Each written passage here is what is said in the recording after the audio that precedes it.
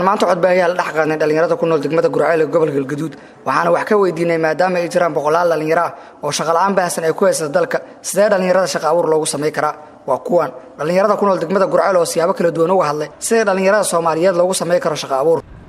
waxa li weydiiyay su'aal ku saabsan sidee loogu sameyn karaa bulshada dhalinyarada ah boqolkiiba 75 ah in ay helaan shaqo abuur waxay ila tahay in loogu sameyn karo in la furo xafiisyada u xiran nidaamka qabyaaladaysan nin kasta labadii qof ama qofkii oo asiga uu jecel yahay ee uu rabo uu shaqaalaysiinayo in xafiisyadaas la furo wax bulshada ka dhaxay ay noqdaan wixii nidaam qaran inuu shirgalo dadkii wax ka dhaxeeya inay dhaqan galaan waxaan rajaynayaa dhammaan ummadda Soomaaliyeed inay qaadan doonaan fikirkaas ah in shaqo kasta oo la qabanayo ay noqoto shaqo ka dhaxaysa Soomaali weyn ayna noqon shaqo ka dhaxaysa labada qof ee isla dhalatay iyo in adeersi السلام عليكم ورحمة الله تعالى وبركاته magacaygu waa Cabdifataax Al Xaashi ku sugan gobolka Galgaduud gaar ahaan degmada Gurceel waxaan dareemayaa in ay weydiisay sidoo madaxweynuhu uu shaqo abuur ugu sameyn karaa dhalinyarta Soomaaliyeed waxaan u maleynayaa aniga runtii doorka ugu muhiimsan oo dhalinyartu shaqada ugu abuuri lahay madaxweynuhu waxay tahay waa in horta markuu koobaad la garab galaa shaqadan cusub oo uu hayo marka labaad wuxuu ugu abuuri karaa in marka koobaad amni loo helo oo amnigooda marka hore la hormariyo kadib markii amnigooda la habeeyo amniga laga soo dhaadhaco markaas waxaan dareemi karnaa wadanka waxa dhalinyartu hadda ay shaqo la'aanta la tahay waa burburkii soo gaaray dalka ayaguna aysan si toos u garaadsan shaqooyinkii loo hayn jiray qaranka marka waxay shaqo ku heli karaan marka koobaad in amniga si toos xoog loo saaro kadibna waxaan rajaynayaa in dhalinyartu ayadu ay wixii shaqo haystaan way haysan karaan waxa kalena in qaybaha dawladda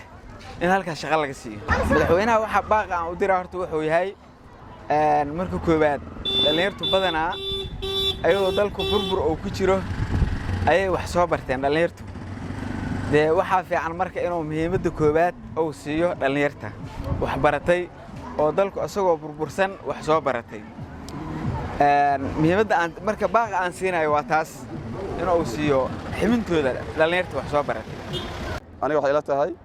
dhalinyarada waxa shaqo abuur lagu sameyn karaa dhalinyaradii Soomaaliya ayagoo aqoon-yahanada jaamacadaha ka soo baxay hal digri laba digri ya ka badan ayagoo haysta ay wadanka ay joogaan waxa marka shaqo abuur lagu sameyn karaa dawladda cusub waxa la rabaa inay tixgelin gooni ah ay siiso dhalinyarada isla markaasna wasaaradaha iyo xukuumadda la dhisaayo iyo dhamaan iyo bulshada rayidka meel walba in dhalinyarada jaaniskooda inta la siiyo ay ka shaqeeyaan aqoontooda dadka ay uga faa'iideeyaan lagana faa'iideysto saasa shaqo abuur lagu sameyn karaa si aniga ila tahay madaxweynaha waxaan si gooniga uga codsanaa maadaama dadka Soomaaliya markii la yiraahdo 75 ilaa 80 lagu tilmaamo dhalinyarada inay tahay dhalinyaradu marka dalkuna u baahan yahay ayaguna dalka u baahan yihiin marka sidaa darteed jaanis hasiyo dhalinyarada dhigala madaxweynaha asagoo maadsan arrintan aad weydiiday su'aasha sidee dhalinyarada isla Soomaaliyeed shaqo loogu abuuri karaa horta waxa ka horeeya shaqo in la abuuro in hoggaan daacad leh haddana saan malaynayaa mudane Xasan Sheekh Maxamuud ayaa wadanka la wareegay oo qabsaday oo madaxweyne loo doortay 4 sano soo waxaan aamin doonaa in jaamiciyo wax badan ka bedeli doono arrimaha Soomaaliya inuu noqdo doono shaqo abuurkuna waa in deganaansho la helo taas baa ka horeeya taas waa sax in boqolkiiba 70 ay dhalinyarada taas sax waaye taas su'aalaad wanaagsan waaye marka waxa loo weeli kartaa markii amniga la helo ayaa wax badan heli hagaagaya laakiin business markii laga hadlayo la yiraahdo shaqo loo abuuro shaqo abuurka ama qofku inuu maxaysiin barto ama uu ganacsiga barto oo macnaha akademi ku yahay si uu wax u soo ama noloshiisa soo baxsan lahayd oo heli karo oo waaqic ka haysan nolosha markaas lagu jiro laakiin mar walba waxay ku xiran tahay hoggaanka Soomaaliyeed bisaylka oo uu qabo in shaqo dalka la abuuro oo dadka waxsaarkiisa la keeno oo hadda sida qudaarta dalkan iyo beeraha iyo la maal gashto oo ama ajnabi kala meel geliya ama dad Soomaali kala meel gashto in maal gashiyaal caalami la helo oo adduunka xiriir caalami laga sameeyo waxayna ku imaan kartaa hoggaankaas iyo bisayl ka yimaada amniga iyo shacabka way isku baa karaan marka labadaas isbees dhalinyarada reer Gurceel ayaa baaq ku saabsan in dhalinyarada loo sameeyo shaqo abuur u diray madaxweynaha Jamhuuriyadda Federaalka Soomaaliya mudane Xasan Sheekh Maxamuud iyagoona sheegay in ay jiraan boqolaal dhalinyaro oo iskugu jira dad wax soo bartay iyo xirfadlayaal laakiin aan haysan cid u sameeysa shaqo abuur